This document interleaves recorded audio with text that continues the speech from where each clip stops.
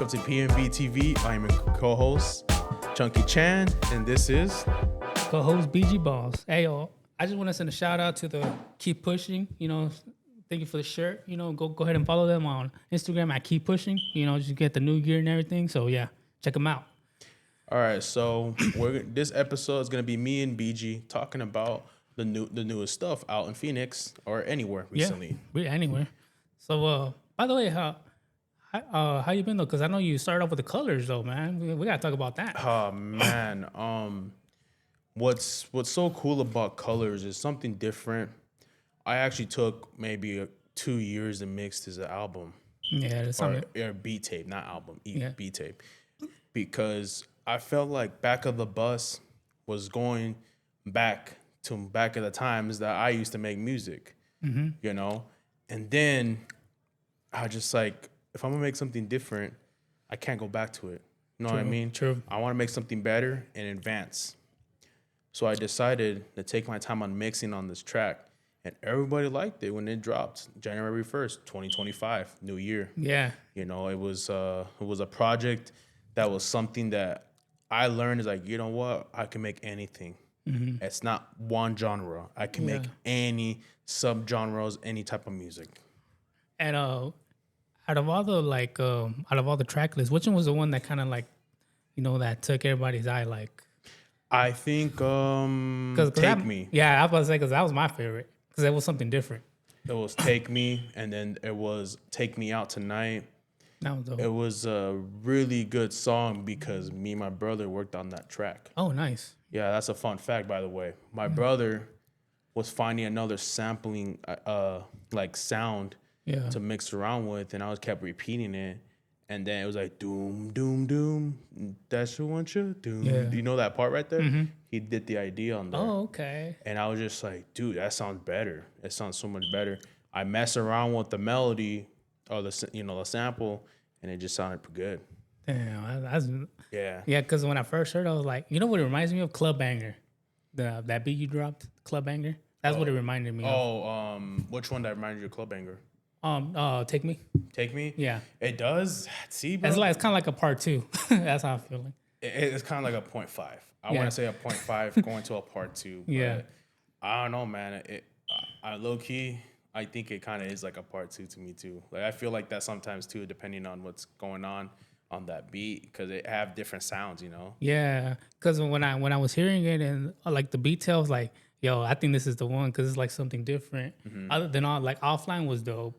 Back of the Bus was dope, but I think this one was kind of like, you kind of like elevated and brought a new style, than your other ones. Again, like I said earlier about the project of colors, it was more like a mix of a little bit of this one, but I didn't want it like that. People always told me I kind of have a mix of both albums you just release. Yeah, but it's not. It's super different. There are some that are like, I want to say, most of the projects 2 years old. Oh, nice. No, 3 years old on the I think Taking Out Tonight. Damn,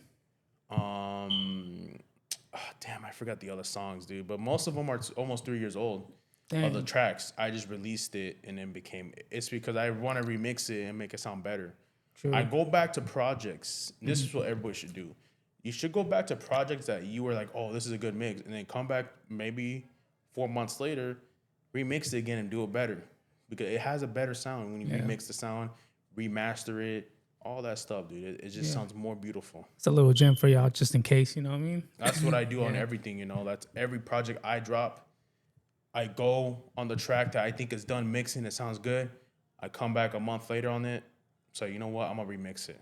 True that. Now, in your opinion, though, which one was your favorite song, though? My favorite song on my tape? Yeah. It's super underrated. I think it's Sunset. Sunset? Okay. I think I know which one it is. Sunset, super underrated because it was something different other than me doing some hardcore West Coast traps and all that West Coast hip hop, boom bap. It was different. It was something. It was smooth. It was kind of like a hip hop R&B, but it's more R&B more hip hop than R&B. True. It had a simple sample, and it just sounds perfect. And I think the one of my favorite also was Dancing with My Lady. Yeah, that's underrated. That's super underrated on the track, and everybody sometimes plays it, and I kind of noticed that they like that a little bit more. And then lo-fi funk. Oh, okay. Lo-fi funk is my third favorite right now. Again, it's one of those underrated tracks on there. Yeah. Everybody don't understand that track. You know how long it makes me to mix that track, bro? How long? 6 months. Damn. Because there's too many sounds and sampling on that part, and it was like one part, other beat. I don't like having the same mix. Yeah. And so if you hear the melody mix, it'll sound a little different. Not all of them, but it'll sound like almost the same, a little bit of different, you know. And that's what I like about going back to those tracks. That beat is almost maybe a year and a half ago old. Oh, okay. Damn. So I've been making that beat for a minute. Like I have everything that fits, man. Pause. But like what I'm saying is, bro, is like every beat fits a shoe, you know, on the album. Like, and it just sounded perfect. I was gonna sorry to cut you off. Yeah. Why did you name it Colors? Colors remind me of the EQs in FL Studio. Okay. So you know how when you're EQing, you see colors. Oh yeah. So I think when I named the album after that, because I was EQing differently, every color of that EQ has a different frequency. Yeah. Know what I mean? So what I did was every frequency I fixed, it has a different feeling. Yeah. Colors can also be meaning that it can have your emotions: happy, sad, angry, worried. You know, all those have colors. Yeah. That's why all the beats are so different. You're hype, you're sad, you're happy, your excitement. That's all. Damn. That's the message of it. That makes sense. That's why I named it Colors. And I did not name it in the US Colors. I named it kind of like the original name of it. It's COLOURS. Yeah. That's how you spell originally Colors. But they take out the U because there's really no sound of a U on there. But I just name it like that. It just looks nice. Yeah, it actually looks nice even with the graphics. Like, yeah. I was gonna ask you, that album cover is AI. Oh really? It was just my hand like this on my laptop, and then they turned into a painting. Oh damn! Painting like a thing. That's why I named it Colors too. Damn, that's why I was like, oh, this front cover looks dope. But man, you know what's going on this weekend? Oh, the Hip Hop Fest. Yes, the Hip Hop Fest. We gotta talk about that. I will be performing with Habit, the Calexico artist over there. Really dope artist, by the way, man. Yes, really good artist. He's one of my favorite artists right now. Me too. He's personally my favorite. Yeah, I think he's gonna get his stuff out there a lot more. I seen him. He toured all in California, in certain areas, and in Mexicali. Yeah. But I told him, come over to the Phoenix Hip Hop Fest. Yeah. Talk to Justice. He fucks with them. He put them on stage. That's dope. You know, shout out to Justice, by the way. Yeah, shout out to Justice for reals. And he's cool people, man. I really like Justice. He's putting, you know, everybody on, and that's what we want to do. We want to help the artists out. Yeah, exactly. That's what we're here for. Yeah, it's a perfect opportunity just for every artist to go network. Even if you're not performing, it's a great place to go network. Exactly. You know? Like even if you're just starting out, you could talk to artists that are on there. Yeah. Like, you don't really need to go text them online sometimes, because if you meet them in person, maybe they'll give you a shot. True. Some of them are dicks. Some of them are just like whatever. You know, I've been through there many times in my life, but now I just like, you know what? I want to hear everybody's music. Yeah. That's how I am. I'm not like everybody else, because I think it's not fair. They don't give them an opportunity. Exactly. That's what I used to do when I used to perform. Like, other than my set, I used to go just to, you know, just check out the different stages and see what different artists are out there, people networking, and also, you know, the vendors, you know, they selling stuff. So it's pretty cool, man. You get to meet them, just meet like a lot of people, you know. You meet a lot of tattoo artists. You meet a lot of painters. You meet a lot of food vendors. You meet also like people that go to clubbings too. Like, hey, want to go to this club? Yeah, go to that club. That's what it is. You know what I mean? Like the after parties. You know? Yeah, that's it. There's some good ones, man. There's some good people out there for the food vendoring and even the tattooing. Everybody's good over there. Everybody's cool, and their shirts, by the way, their shirts, man. Oh, the other brand that we be promoting, shit is dope, man. With the Lean Cup Phoenix sippers. Oh yeah, that shirt is pretty dope, bro. I ain't gonna lie to you. True that. That shit's dope. I see them DGB boys be doing that shit. Yeah, shout out to them though too, man. They be doing the thing right now, dude. Killing it. I've been seeing all their projects. They're doing good. And then I saw the Tim Green one project. It was pretty dope. Yeah, too. the EP that dropped, right? The EP he dropped. It was dope. Yeah, I like that. DGB group EP was dope too. Yeah, that one was dope. And then recently when we interviewed the fucking guys, their shit is dope as fuck too. Y'all gotta check it out. The Sauna Boys, man. The Chronicles Volume 1, man. The Chronicles Volume 1. That was, man, you know what? I wish I could look this. You know what? I'm gonna look it up right now. Look, the song I have so far, bro, is in my playlist is Sinister's, this one right there. The Sinister Split? That's from Sinister Split, yeah. I think that's my favorite one right now. That's my favorite one too right now. It's different. It was smooth. The EQ and the mixing is right there. It's good. It's fantastic. Yo, if you haven't, just go check it out so you can know what we're talking about. Yeah, check it out. You know, so that was a great project. That was a dope interview too that we did with them. We did. I'm happy we had good laughs. I'm happy that they told us about their stories and it was cool. And I just hope they just keep doing their thing. You know what I mean? Keep doing their thing and keep making the same thing they're doing on this album. I saw they're getting good views right now. Yeah, that's what I'm saying. I like the Apple Music and Spotify. That's good. Yeah, the positive feedbacks, man. And so like, but my other favorite was the last one too, Home. Yeah, that was a good one. That was a good one too. You know, Tokes did his thing on that hook. No, they have good stories. I like Baby G stories on there. Yeah, on some of the tracks, they have good stories. Yeah, they do. It's like something different. Like I feel like the album is like very different from any other Arizona artist, to be honest. I think so too because I think they talked about some serious shit and some of them was pretty funny here and there, but it was actually good storytelling. It was good storytelling. It was perfect.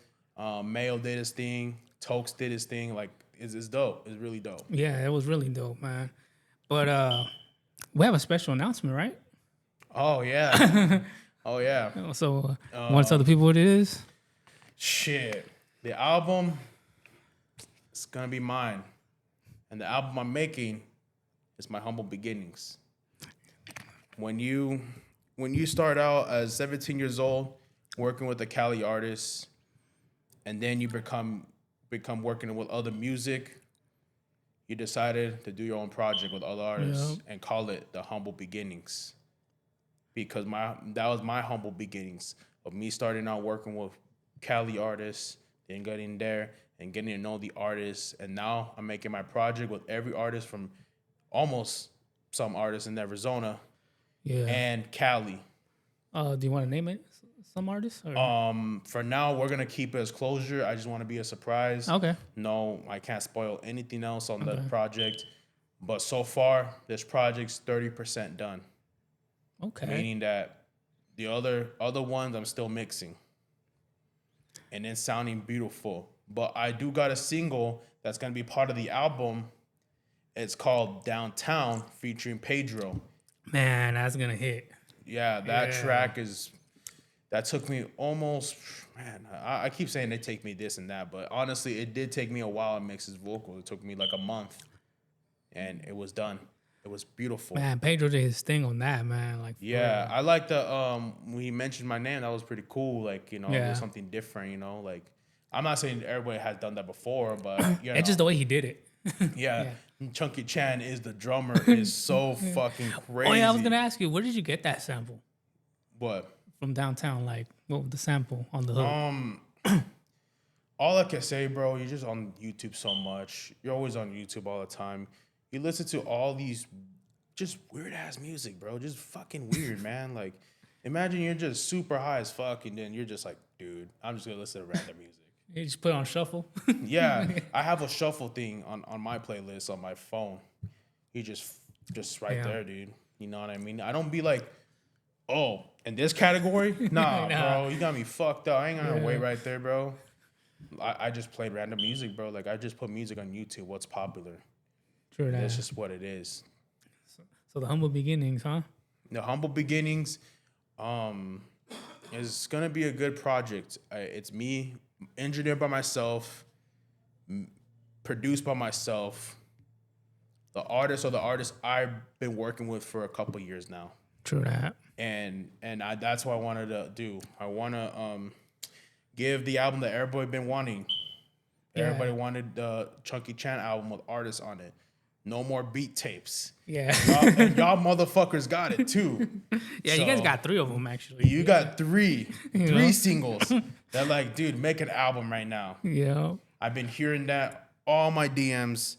Chunky, when are you gonna make an album for artists? When it bothered me, and I'm like, do I really need to do this shit? And I, you know what? I was thinking about it. Let's do it. Yeah, you gotta listen to the fans sometimes, man. So sometimes I got to, because that project was pretty dope, dude. Like that project, I'm putting it out. It's gonna be dope. Yeah, it is gonna be. Just in case I heard some of it, you know what I mean. So. Oh, okay. I heard some of it, and it's pretty dope. Something different, you know what I mean. So. The only thing I could spoil in the futures is only 2. One is Pedro right now, and the other one is our hidden co-host. I'm just fucking with you. He's right here. Where he at? He's right here. I ain't gonna lie, man. It's gonna be dope. You know what I mean? Yeah. We were in the studio. We were mixing that track. We just did what we did with Mr. Go So Hard. Yeah, our Mr. guy. Go. Oh yeah, check out on the Street Beefs West Coast. You know what I mean? Yeah. Check his boxing fight out. I've been training him too, so you know what I mean. That dude, he's on point with the editing on that shit, and I'm like, yo, you did your thing. Dog. Yeah, he did. You know, he's been doing it for a while. Thing. He's been doing it for a while. You know, he was like the Dr. Dre of the group, because I've been like, when is my shit coming out? He's like, it's not ready yet. I'm like, it sounds good. He's like, no, it doesn't. Trust me. You know. But that's how it is. It's about the quality. Yeah, exactly. It's about the quality. That is why it might take me a year and a half to release it. Yeah, because like when me and you were talking, it's like you're a perfectionist, you know what I mean? Because you hear some stuff that I don't even hear sometimes, you know? That, like for example, remember when you did Fly Girl with Immaculate? Yeah. And you sent me some of the rough draft. I'm like, it sounds dope. But he's like, no, something's missing. And then you went back to it, and you sent it to me. And I'm like, oh, okay, now I know. You know? Yeah.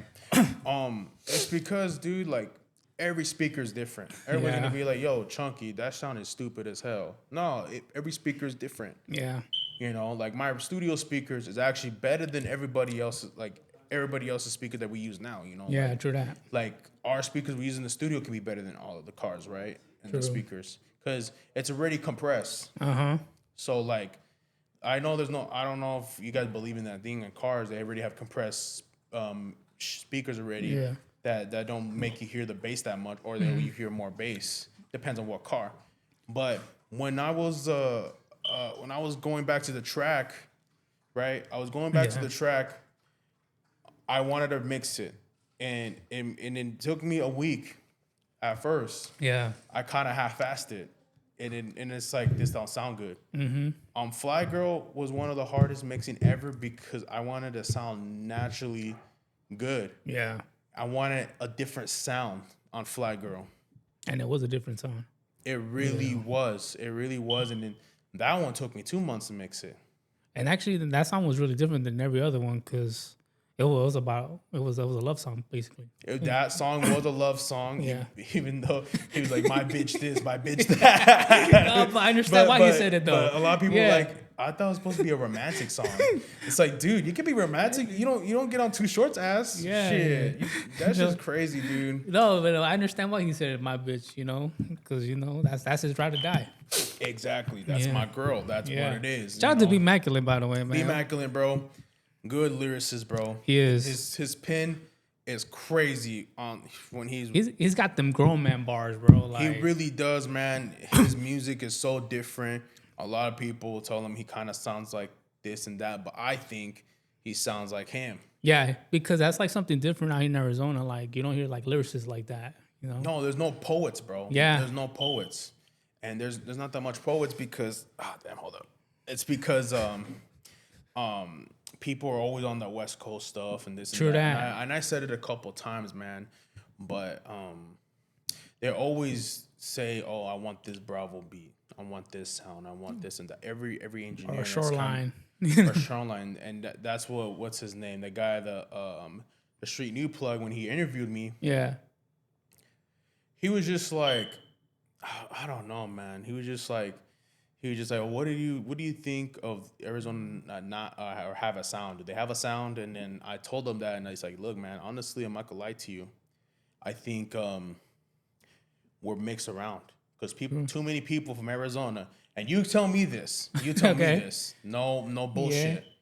Like, does everybody from different state come here and use that same sound? Yeah, they do. And then everybody in Phoenix hop on that sound? Yeah, they do. Thank you. Because there's a lot of people from Cali moving over here and everywhere, you know what I mean? Like they come to Arizona and it's like our sound is everywhere, basically. It is everywhere, but we do have a sound. But we just haven't put a stamp on it. Exactly. Like, we just haven't put a stamp on it. I believe we do have a sound.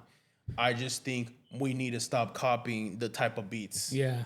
Because we're not gonna get nowhere if we keep using the same sound. True. You know, that's why you always people hear, oh, Chunky got a chunky sound. That's his sound. Yeah. It's not nobody else's sound. It's because I focus on my craft. If everybody knows whose sound is it, you know you did it. You know. Yeah. That's what I want for every artist to do. That's why, like, when I made music, it's like I didn't want to. People are like, oh, you sound like the next Eminem or nothing. I'm like, I just want to sound like myself, you know. And I used to hate those comments, you know. Like, I just want to sound like myself. I don't want to sound like the next guy, you know. No, you don't want to be the next guy. You want to be in the front of the line. Yeah, exactly. You want to be in front of the line. And I think, again, we do got sound. I really believe we do. Yeah, we just haven't put that stamp. We need to put that stamp. We need to just don't use other people's type beats on YouTube. True. Because that's just no point. Or also, too, bro, like the way they rap like the Cali artists sometimes, too. See, I seen that a lot. I don't get it, but I seen that a lot. People be like, on other artists, are really good artists, and they still get comments like, why are you copying this dude's flow? Why are you copying this dude's beat? Yeah. And it's like, what else can we do? True. What else can we do? And I get it. We can't really do anything about it because it's all over the place. You know, we're all over the place. But Arizona got a lot of people that moved out here since COVID. True. You know, that's why, we got some popping going on, popular rappers out. But I think they need to just stop doing the same beats from Cali. True. It needs to be a different style or a different flow, at least, if you're gonna use some beats from California or from Milwaukee or New York. Or like that drill rap, you know? Yeah. I don't mind doing boom bap for people, like make beats for them. But I be hearing all the time, hey, you know, Chunky, can you make a Bravo beat? I would love to, but that's not my sound. No, I mean, and it sounds like, dude, you're not taking the money, dude. Don't be like that. It's like, well, dude, I don't want nobody thinking that I'm not creative. Yeah, you know what I mean. That's not being creative. Because you don't want to be like, oh, this guy's just like just making Bravo type beats. You want that chunky sound. You know what I mean? Exactly. Everybody, I want people to be like, yo, I want that Chunkychan sound. I want this and that, and that's I bet now on YouTube, bro. When hopefully, you know me, you'll see a Chunkychan type beat on YouTube. You know? Man, honestly, I'm not gonna lie to you. I just hope not. I'm gonna be just talking about their mixing. I'll be like, it doesn't even sound like it. See, that's why that's why I don't be telling nobody how I mix. Yeah, because it's just like you could try how to mix. Yeah, but it's not the same. You know what I mean? Like it's because just. My mixing is different. I think it's like a recipe. You're rapping and also my mixing and producing. True that. It's like a recipe, so you can't really say. Yeah, we just got to keep that on the low, you know. Mm-hmm. Have you been keeping up with the Diddy trial? Man, it's been going on. I seen it, you know. Yeah. I seen all the Diddy shit and all that goofy shit. My opinion, bro, it is what it is, bro. He won the case. He did his thing. I think it's fucked up. The judge don't see it, but it is what it is. It is what it is. Yeah, same here. I mean, he just he's just like he's a freaking guy, you know? And it's just fucked up though, because the proof was there too. There's so much proof. Yeah. Kid Cudi was there. Cassie was definitely was there. Kanye West was there only for 30 minutes, right? It was 30 and minutes. And also, too, like all the interviews on YouTube that people be doing, like Gene Deal, you know, and everybody. Gene Deal looked like a freaking liar. Yeah. When Diddy beat all of his cases. Yeah. Everybody looked like liars, bro. That's why I'm so confused. Like, bro, who's really telling the truth? Like when you tell the truth, bro, you gotta stick to your ground. Stick to your ground, bro. I'm not saying what he did is like good. Hell no, it's not. It's fucked up. Yeah. But be honest, man. Like, I'm not saying you gotta defend yourself until you're not proven guilty. That's fine. You gotta do what you gotta do. But people out there that are out there, they know what Diddy did, and they're still not gonna put him in jail. Whatever. I think he's still in jail. Yeah. They're gonna give him a less sentence or some shit. Yeah, I think the most he'll face is 20 years. That's a lot of years, dude. But still, we still don't know how much he's facing, though. You know what I mean? Yeah, we don't know. It can be 10. Or it could just be freaking house arrest. Dude, if it's house arrest, that is so fucking bad, dude. Yeah. Like, you don't even know how bad that looks. You would literally think that, man, like, it would be in jail for like 20 years. But if it's house arrest, oh, damn, dude. Imagine the Diddy parties again. All over again. Fucking 50 Cent over there taking pictures. Look, officer. Yeah. He's doing it. For reals. You know what I mean? I'm not saying he's a snitch, but, imagine he's like, oh, look, I got you. You're doing all that Diddy shit, yo. Especially all these rappers, too, like Meek Mill, French Montana. Damn, I feel bad, dude. All of them, I can't even see Meek Mill the same no more, bro. I can't see French Montana the same anymore. And it sucks, man, because they just got abused by the industry. True. I'm not gonna say that was their choice. I don't know if there was a choice or not. I don't want to assume, but it's some industry shit, and that's what we need to learn, guys. Is that we can't be always believing the shit, or we gotta see stuff. Like, there's too many times, dude, that people see it and they don't say anything for 30 years later. Nah, say it on the spot, dude. True. I don't care. If I see something that's not okay, I'm gonna let you know. I'm saying something. Yeah, because if you don't, you're gonna make yourself look bad at the same time. You look even bad. Yeah. And Cassie's looking bad now because she haven't said it in 10 years. True that.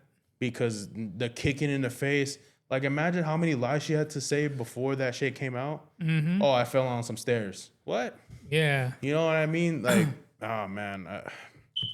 I don't know, dude. I think it's pretty fucked up in my opinion, but I feel like maybe he's just also too, man. He's getting away with the Tupac murder. Man, the thing is, bro, like, if there even enough more proof that Diddy actually did it. Is there any more proof? Yeah, any more proof? Just more like interviews and stuff. Interviews. Yeah. I heard a lyric. He said, I did this and that on a song that 50 Cent wrote. Yeah, I remember. I'm like, what the fuck? I think it was Special Delivery, I think.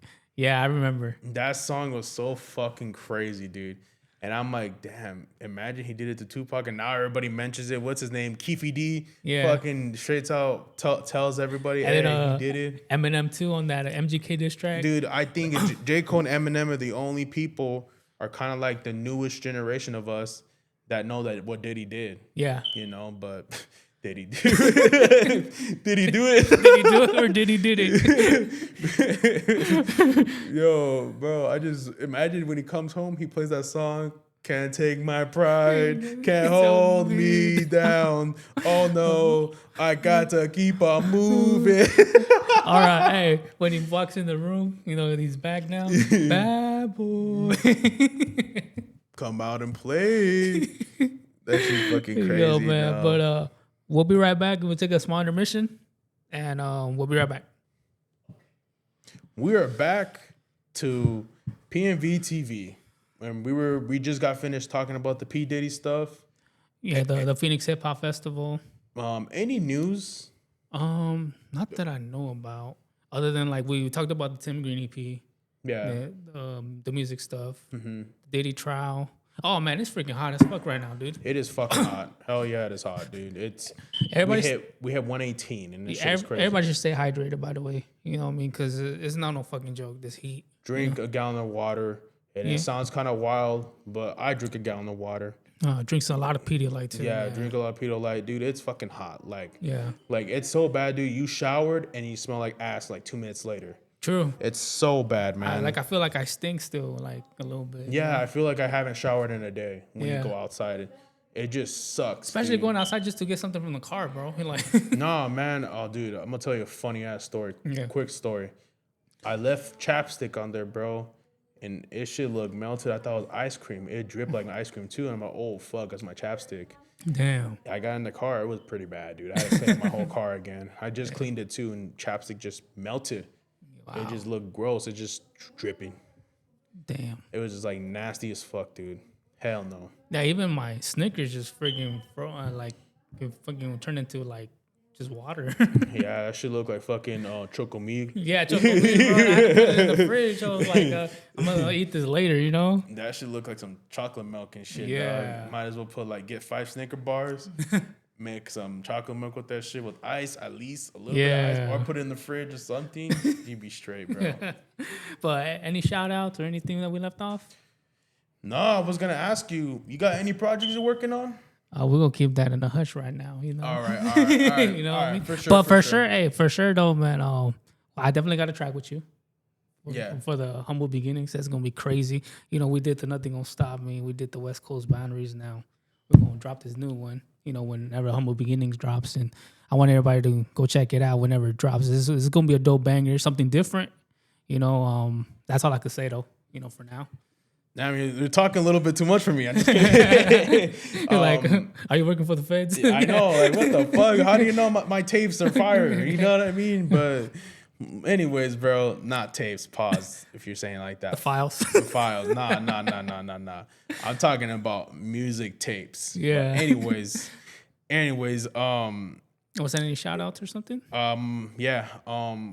Shout out to the crew, man. P&B TV. Yeah. Shout out to myself, man. Shout out to my family, for pushing me for this music career and the podcasting. You know, they really like the content we put out. True that. And shout out to, we're doing a great job and everything, bro. I think, what is it, a year that you interviewed me? You know what, I was gonna say that it's been a year, and it's actually gonna be a year already that you joined the team too, because it was around July. We interviewed you in June, and we joined in July. Yeah, that's, oh my God, that's so crazy. And you know what? It's crazy now because when I look back at it, and I have to go all the way down now to look at our first pictures, bro. Like,